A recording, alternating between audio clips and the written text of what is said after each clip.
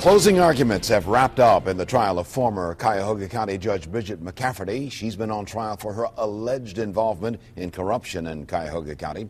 On your side, Chief Investigator Ron Regan has been following the trial all week. Ron joins us from outside the federal courthouse in the city of Akron. Ron, bring us up to speed on what's going on right now. Well, good morning, Leon. Both sides did their closing arguments this morning and wrapped those up. Each side, the prosecution and the defense, took about 1 hour to make their closing arguments to the jury. And, Leon, essentially, this is what it is all going to come down to. The FBI interviewed former Judge McCafferty on the night of September 23rd, 2008, in her kitchen.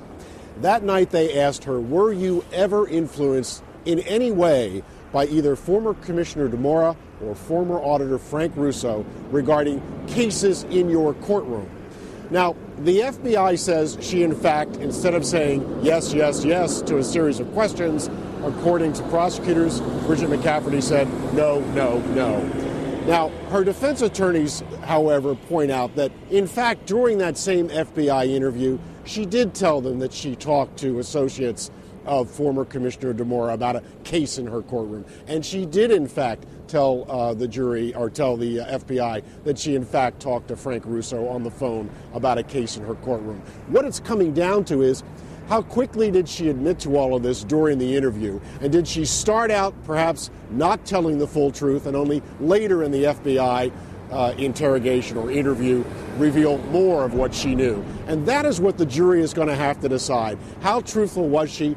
In the view of the prosecutors and the FBI, she was not fully cooperative, and in fact, she lied to them. So, where does this leave us? The jury at this moment is being given jury instructions. Leon, that essentially means what they can and can't consider in terms of evidence when they reach their verdict, and then they'll probably break, and then perhaps at about 2 o'clock begin actual deliberations. Of course, we're going to be here all afternoon, and we'll report back to you and on Newsnet 5 exactly what transpires.